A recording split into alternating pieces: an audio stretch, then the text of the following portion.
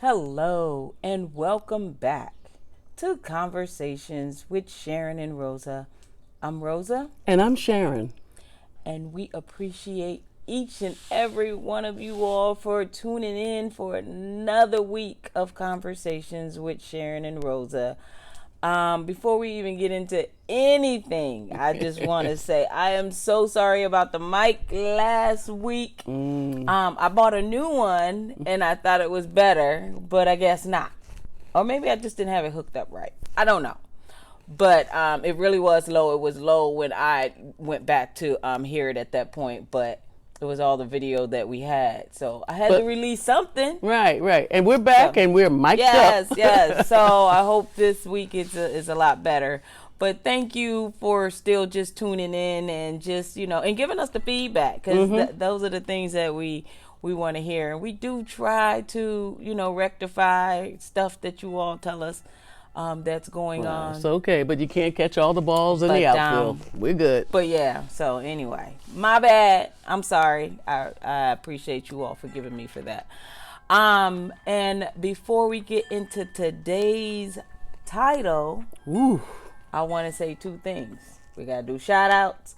And I want to say happy birthday to all the August birthdays. It's Leo, right? Yes, I think, yeah. Yeah, the lions are roaring in. No, isn't Leo season over? Yeah, well, today is the 2nd. Yeah. I don't know. Yeah. If you're an August baby, just happy birthday. Well, I don't know what, when it starts and ends and all of that. But Leo. I know my sister's a Leo, but she's the end of July. So I don't know. But anyway, happy birthday. And now let's get into today's shout outs.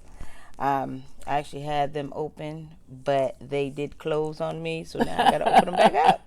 Okay, so first shout out goes to Goody Smarts. Thank you for being a subscriber to Conversations with Sharyn and Rosa. Next, it's Conversation with Kay. And I don't think we've heard from you, but I hope that will be soon. But thank you for being one of our subscribers. And, of course, last but not least, Izzy H. Thank you for all of what you do for Conversations with Sharyn and Rosa, sharing our videos, liking it. And we need to hear from you as well with your comments. So now that the shout-outs are out of the way, today's topic is love and autism on the spectrum. Ooh. Is that what we're talking about? Love and autism on the spectrum. See, I'm wearing my little autism necklace today. Yeah. So we're getting to what Sharyn and I mean by that. And of course, you all know that I have a son that is on the spectrum. And, love him. But I just wanted to tell you about that journey for me, and then Sharyn can share anything that she wants. Marrying someone with a child with special needs, Yeah. could be a big thing. Don't know. We'll hear from her a little later. Let me start here. Well, let me just kick it off in the sense that you say how it affects me, and I'm gonna turn it right back over to you. But so look, you guys know, life is full of lessons. As we stay on a planet, we're living and we're learning, and we've said several times throughout our series, that each lesson has a cost. It really does. And none of us knows everything. It doesn't, and right when you find out something new, you can wake up the next day and you say, there's so much more to learn. And I feel that's the way it had affected me. Though I have been exposed and I have met people throughout my life, but it's really different when it's at home with you and you're living with it and you're seeing it and you're loving it and all of that. So you guys know our story. Rosa and I are getting ready to celebrate our 6th anniversary. And when we first met, one of the things Rosa told me, she says, I really love women and I got 2 children and they are my world. And if you can't deal with that, keep it moving. So it comes with the package. So I thought I was ready. I thought I was really ready. And not so much. Yeah. Because it definitely it made me grow in a different way. And I'm still growing, I'm still learning.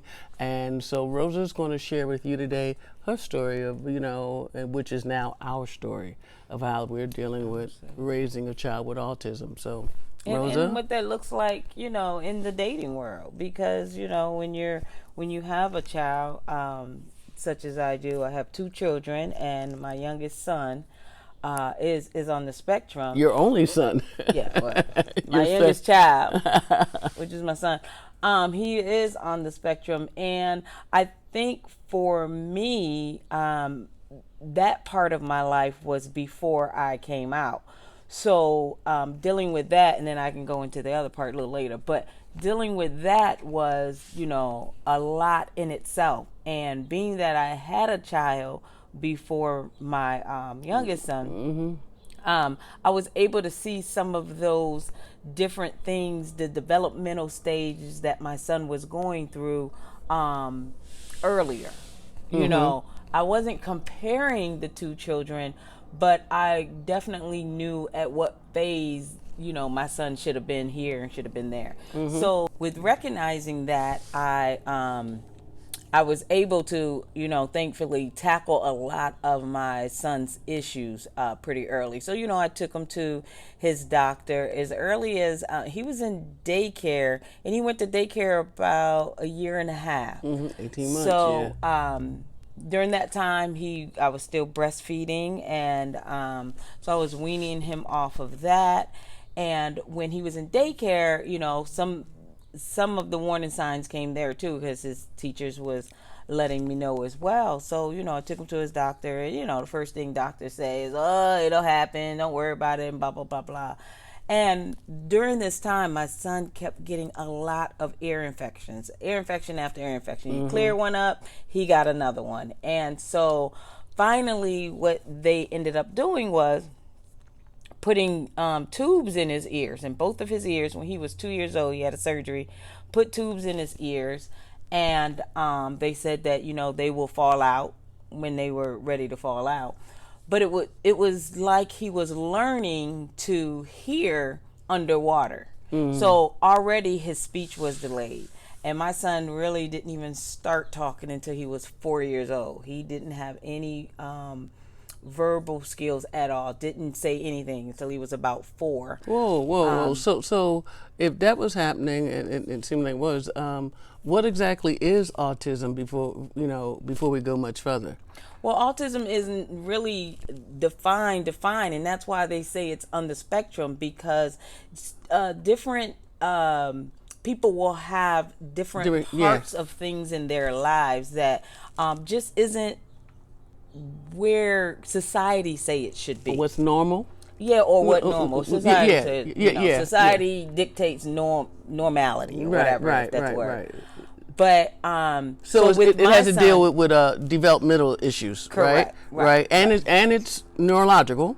It can be. It can be neurological. Can be, yeah. And before I came into Rosa's life, I had some understanding of it, but Rosa made it clearer and clearer.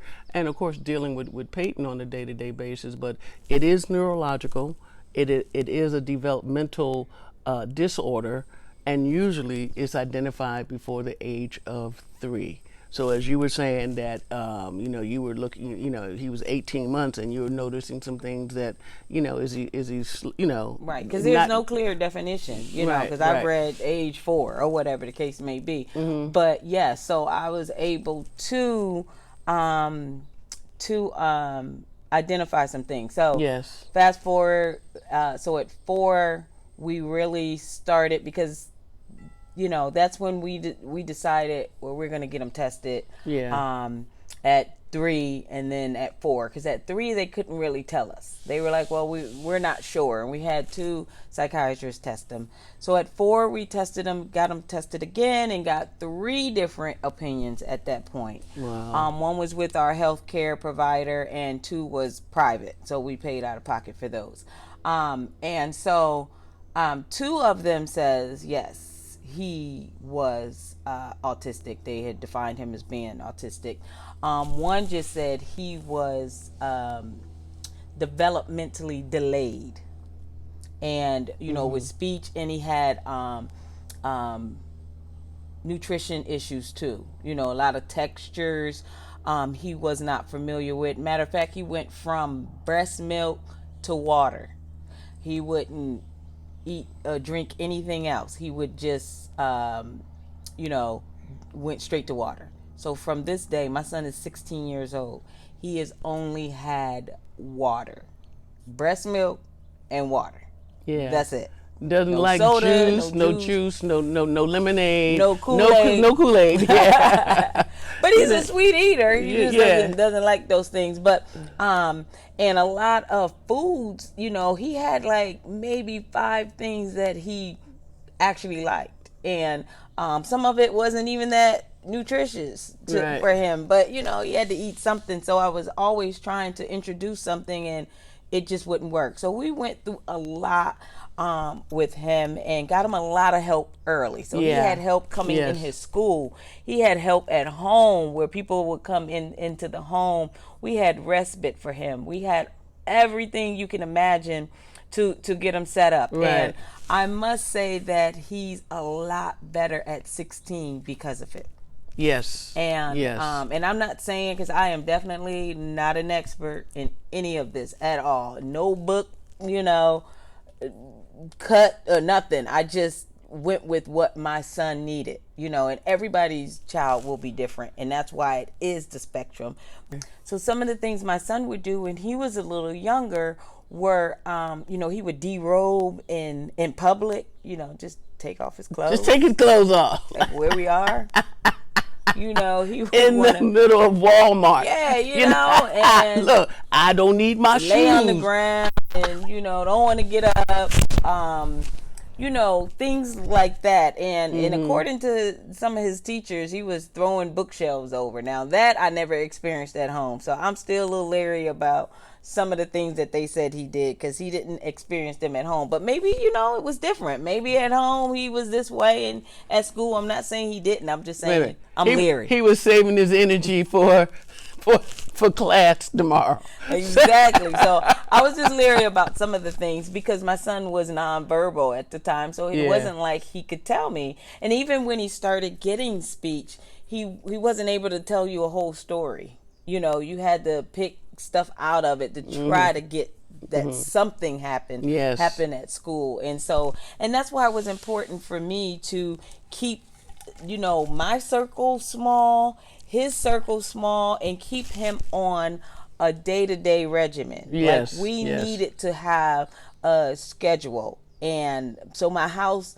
was really structured technically around my kids. Well, my daughter too, but around my son mainly.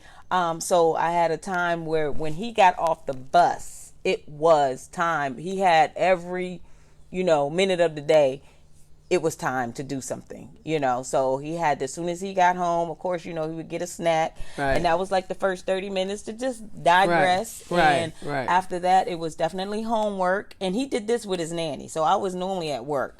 So it was homework. And then by that time that he was done, I told her that he can play. He likes to play his little games. So I was home by then. Then by the time I came home, I would call him back down. I would look at his homework. I would fix dinner.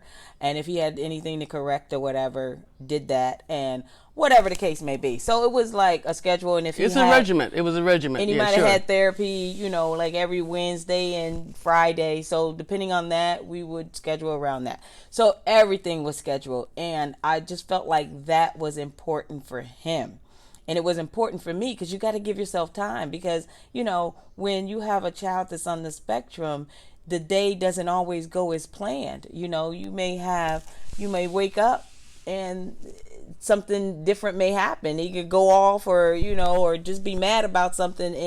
And if you all are, familiar with people that's on the spectrum, you already know that anything, whatever their tick is, can set them off. Can set them, right. And if you don't know that, then they're being set off quite often. So you have to plan time for things like that. So Anyway, that's where we were. And I'm trying to give you all the Cliff Notes version. Well, let me ask you this. It's a lot. And I know it was obviously, and I wasn't there in the beginning of it, but now being in your life, not to mention being married and having a stepson. But what about Tyler? Your daughter. How was this affecting her? First, I didn't know how to, like balance the two, and everything was around my son. And then I was talking to one of my coworkers who works in our health center, or worked in our health center at work, and so she was giving me all of this, and it was times where I was in the grocery store, got a cart full of stuff, and my son would just go off. I would walk out the store like, let's go. We're not getting anything. I'm going home, and I'll come back and go grocery shopping later when your dad without get home, you, right? Or right. whatever the case may be. But I realized in doing stuff like that, I was punishing my daughter. Or we'll go to the zoo, and my son will cut up, and I'll leave early. But it wasn't fair to her. Right. And so then I had to rethink some things and figure out how I was going to do that. And most of it was just, I'm just going to have to, if I have to take his little butt in the bathroom and give him a talking to, then we were going to do that. So I started to change the way I was dealing with her and dealing with him. I didn't want her not to like him because he ruined stuff, or she saw it that way. Right. And so or got all the attention. Yeah, exactly. And so that's kind of what I did with her. But for us, everybody is going to be different. And I must say this, that for me, I think because I was okay with the stigmatism, because I think a lot of people are not okay with having their child, diagnosed with this, because then it's like a lifelong thing, and it's a reflection on you. I mean, they looking at the parents like why do y'all have an autistic child? And that's just it too, because when they first diagnosed my son, I thought about all the things that I did, and I'm like, well, was it something that I did or could have prevented? And I went through this mind, and I'm like, well, maybe I shouldn't have breastfed him. But I thought I was eating the right things, and giving to him. And I'm like, okay, well, maybe I shouldn't have eaten this while I was pregnant. I mean, I just went through 90 different things as to what it could be. And so did you get some help too? I mean, because it's never easy. No, I didn't, but I didn't, and I probably should have, but I was just so focused on my children and trying to give them the best life possible. And you did. And you did. Trying to set things up for them. And I probably should have gone through some type of group or whatever, but I just didn't. I just, as Black women, we just try to do it all without, we don't need help. That's right. As long as they getting help, we're needing help. But going back to just being okay with the stigmatism, because his dad really wasn't okay with it, but I think, more and more, and what do you mean? What do you mean by that? That his dad wasn't okay with it? He didn't want his son to have that title, that thing stuck to him. You know what I'm saying? Right. So in his mind, that label, he's just exactly. And in his mind, he's just like, like nothing's wrong with my son. He is a little delayed and blah blah blah blah. And I'm like, look, if he's not autistic, which maybe he'll grow up and he's not. We were going by what the doctor said. So if he's not, and he's getting all of this help, then he's gotten that much more help. Yes. I was okay with that. Like, let's treat him like he is. And if he's not, then he should be that much better, right? So with that, I guess I'm going to turn it over to Sharyn and ask her, how was it like coming into like dating somebody? Well, okay, and thank you for that. But there's some time that we got to be. On a little bit. But I mean, there's some things we got to account for, because when I came into your life, fast forwarding yours, you were divorced. You had been divorced for several years. 5 years, I believe. Peyton was 9 years old, and definitely diagnosed with, as being an autistic individual.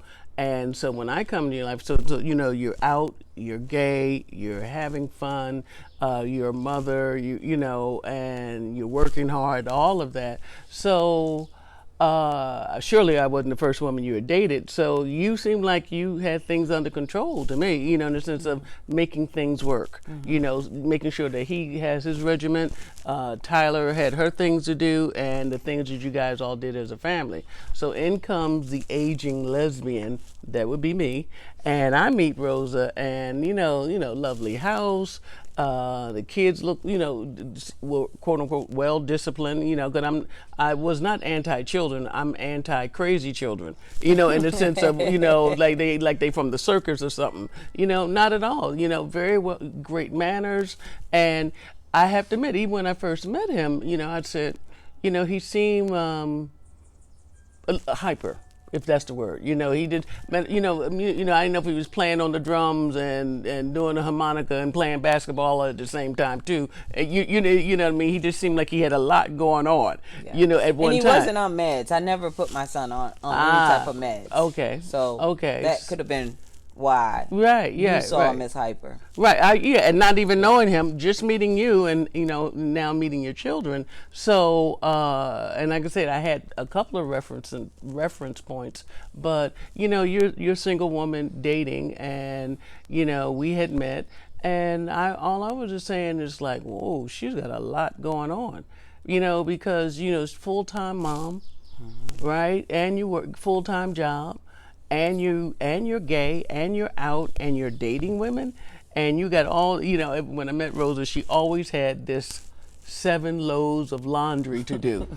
Even when she had done 4, you know, I still got 7 loads of laundry. And I'm like, how many children do you have? So with that, it wasn't a problem. She would, you know, she had everything down on a routine. So I knew that if she arranged things that we could have dinner on Thursday between 5 and 7, I'm looking forward to dinner on Thursday, 5 to 7, because I know she's got 8 other things to do along with the laundry and all of that, you know. So it was challenging.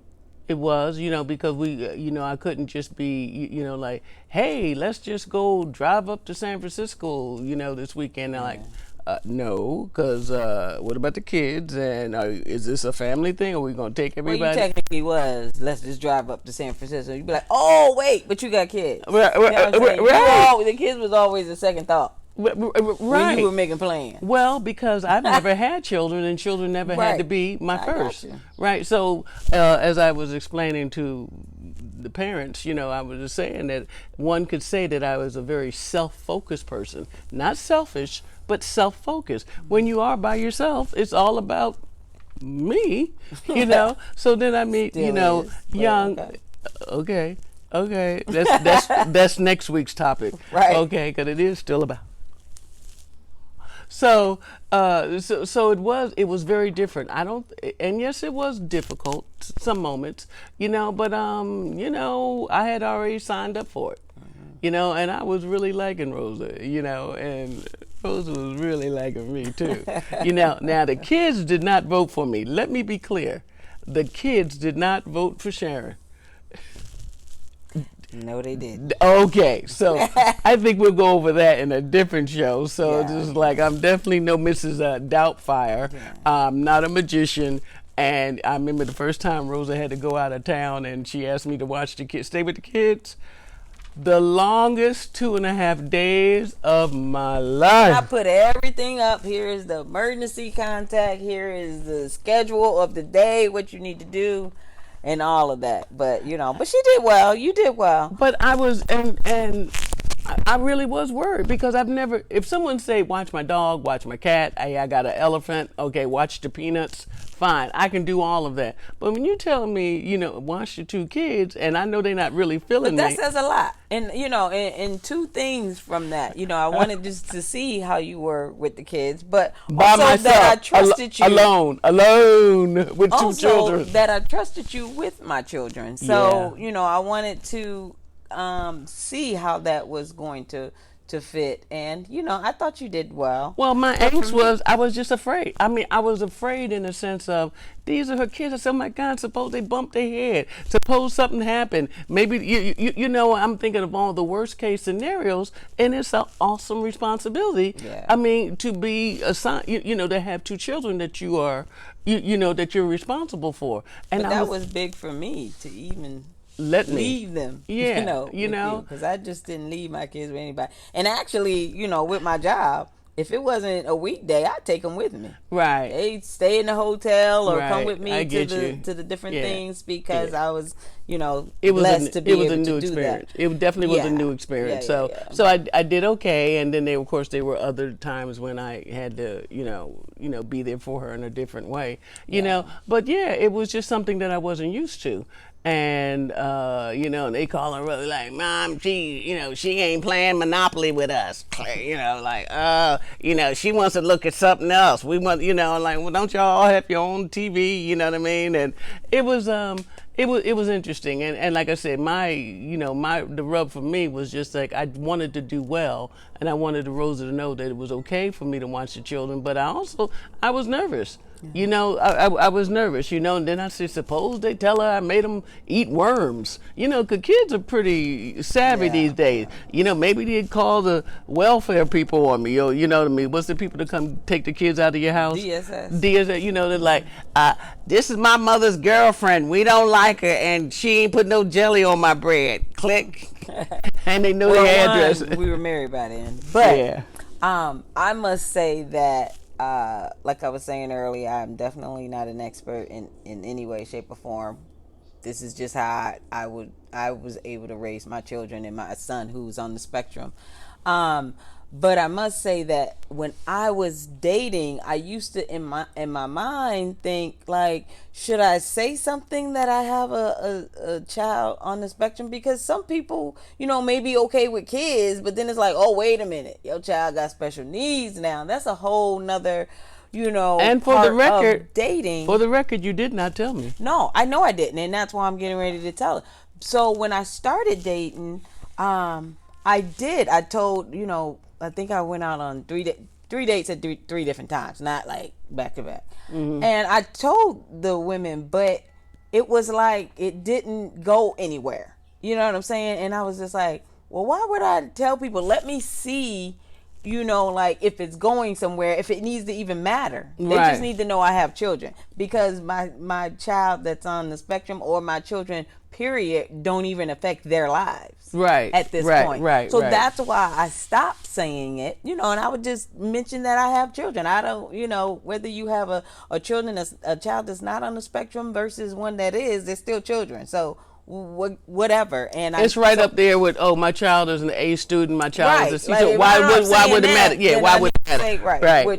My child, my daughter was great at school, so I mean, it became that type thing. And I'm like, if it doesn't go anywhere, then there's no need to even, mention that at the beginning. Like, this second date, maybe. Okay, boo, bye. Right. Didn't work. See you later. Exactly.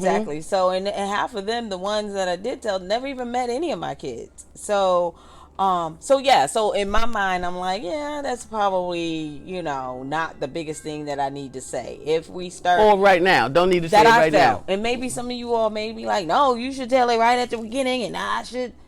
Fine. If that's what you need to know, those are the questions you need to ask. Because when someone say they have children, it's like, well, tell me about your children. Most people don't even want to know about them. Oh, you got 2? Oh, okay. And they just still trying to get to know you, or get you in the bed, or whatever it may be. So, them lesbians. So that, if it's something that you need to know off the bat, you probably might want to ask, tell me about your children. And that way it can kind of lead to, more about what's going on with their child. And, you need to ask those probing questions just so for you. But for me, that's kind of where I was when I, met you, that I didn't say it right away.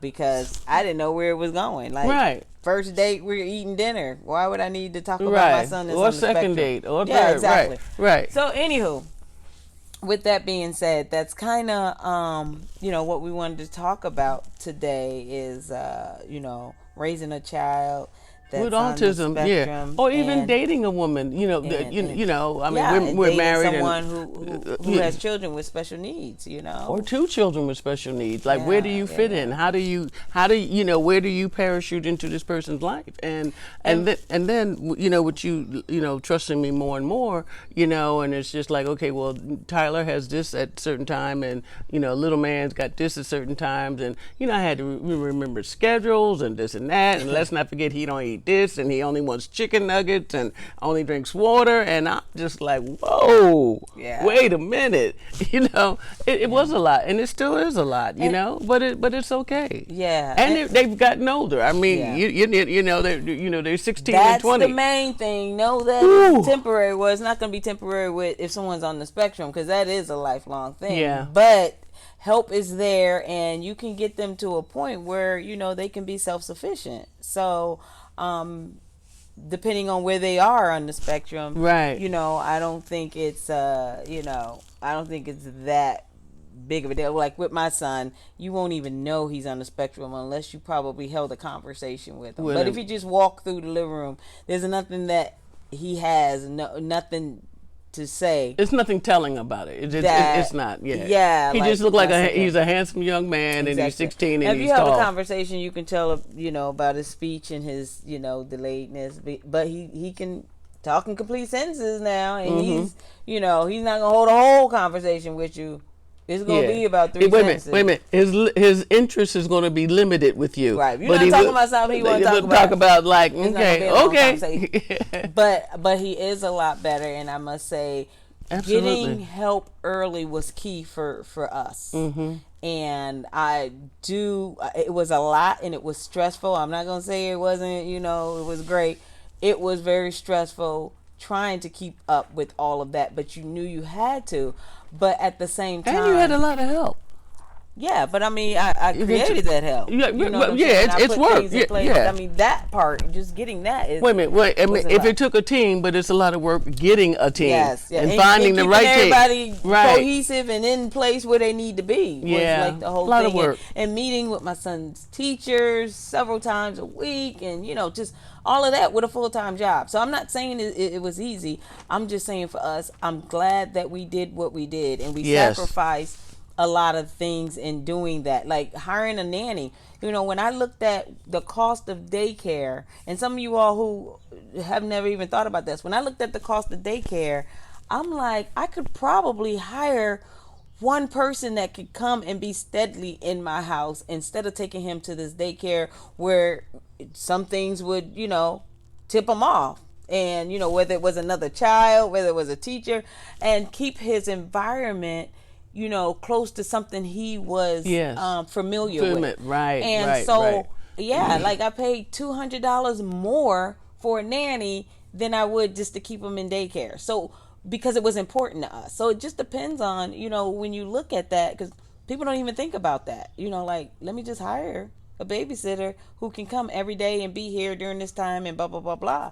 But I mean, it's doable. So you just have to look at the different resources that's out there. If you are dating somebody that has a child on the spectrum, my advice is if you can bring something to, something positive to that child's life, it's probably good you're there. If you cannot, then I wouldn't stay. Right. I don't care how much you loving the mama. Right. Because it's not going to be good. And conversely, you know what I mean?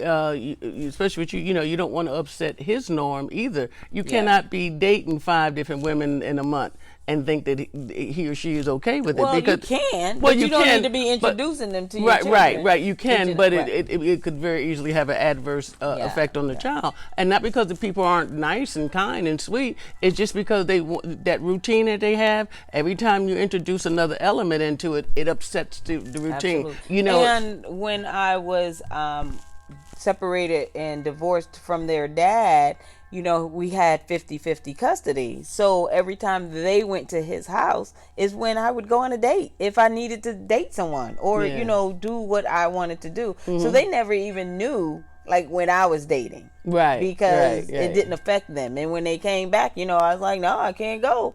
Wednesday, Thursday, or Friday. This weekend is my weekend. Next weekend we good.